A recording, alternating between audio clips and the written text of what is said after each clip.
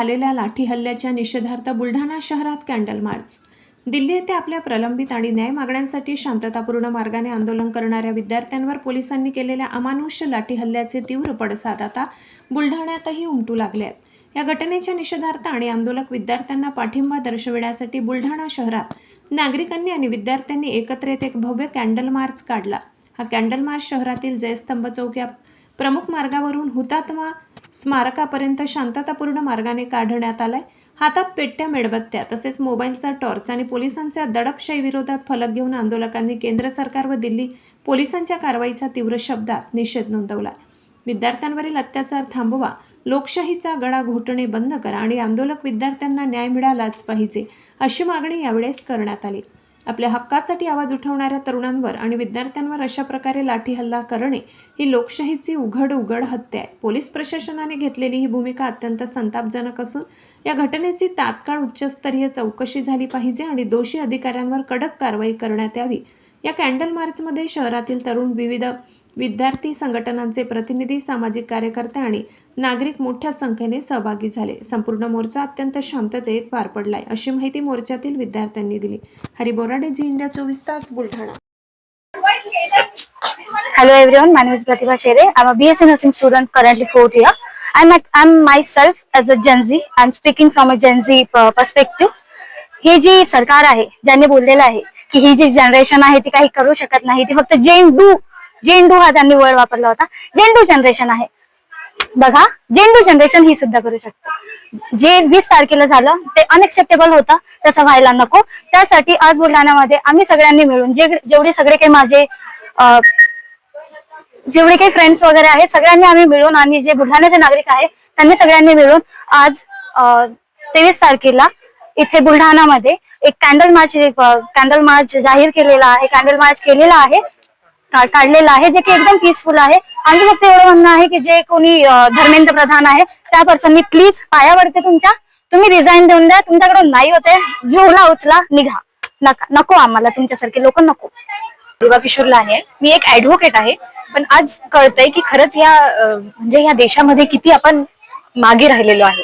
हा प्रोटेस्ट जो केला होता जंतर मंतरवर, तो फक्त स्टुडंट साठीच होता आणि आम्ही पण याच्या थ्रू गेलेलो आहे. म्हणून आम्हाला माहितीये की कसं आमच्यावर म्हणजे आमच्यासाठी किती हे आहे आमच्यासाठी वागणूक त्यांची.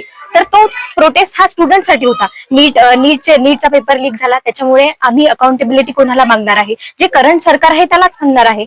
आणि त्याच्यासाठीच मुलांनी हे समोर येऊन एक हे स्वीकारलेलं आहे. आणि सीजीआयने जर कॉक्रोच म्हटलं नसतं तर हा एवढा मोठा उभाच राहिला नसता, हा एवढा मोठा प्रोटेस्ट उभाच राहिला नसता. त्याच्यामुळे मला असं वाटतं की सरकारला अकाउंटेबिलिटी घ्यायलाच पाहिजे. आणि तिथे दुसरा कोणताच प्रोपगंडा नाही आहे.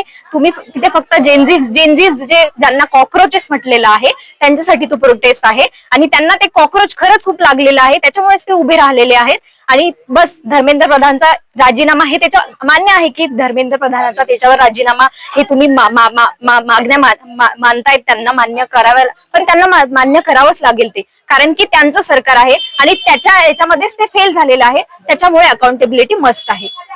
एव्हरीवन, माझं नाव प्रतीक्षा आहे आणि मी सर्व जेनझीस कडून आमच्या इथे बुलढाण्यामध्ये पण एक कॅन्डल मार्च आम्ही आयोजित केला आहे आज.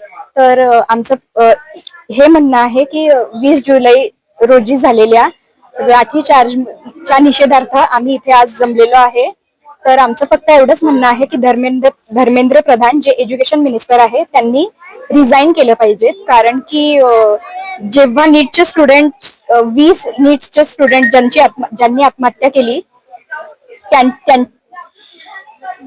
भेटण्यासाठी ते मुले तिथे गेले होते आणि ते तिथेच जाणार आहे. कारण की सरकारलाच या प्रश्नांची उत्तरं द्यावी लागतील, म्हणून ते तिथे गेले. आणि धर्मेंद्र प्रधानांनी इस्तिफा द्यावा ही माझी मागणी आहे. आम्ही सगळेजण आम्हाला जेनजीज म्हणतात, प्रोटेस्टर म्हणतात. आम्ही पीसफुली प्रोटेस्ट करतो. गेले 25 दिवस झाले आम्ही पीसफुली प्रोटेस्ट करत आहोत आणि अजूनही करणार. जर आमच्या मागा आमच्या डिमांड तुम्ही पूर्ण नाही करणार, आमच्या डिमांड जर तुम्ही पूर्ण नाही करणार, आता मी स्वतः एक रिपीटर आहे. मी स्वतः ते फेस थ्रू गेलेली आहे की किती काही सहन करावं लागतं. एज्युकेशन मिनिस्टरच जर धर्मेंद्र प्रधानच म्हणजे फेअर एक्झामिनेशन कंडक्ट करायला एबल नाहीये तर त्याची त्या पोझिशनवर तो तिथे राहूच शकत नाही. आमचं एकच म्हणणं आहे की त्यांनी तिथून रिझाईन करावं, कारण तो एकही फेअर एक्झामिनेशन कंडक्ट करूच शकला नाही आजपर्यंत.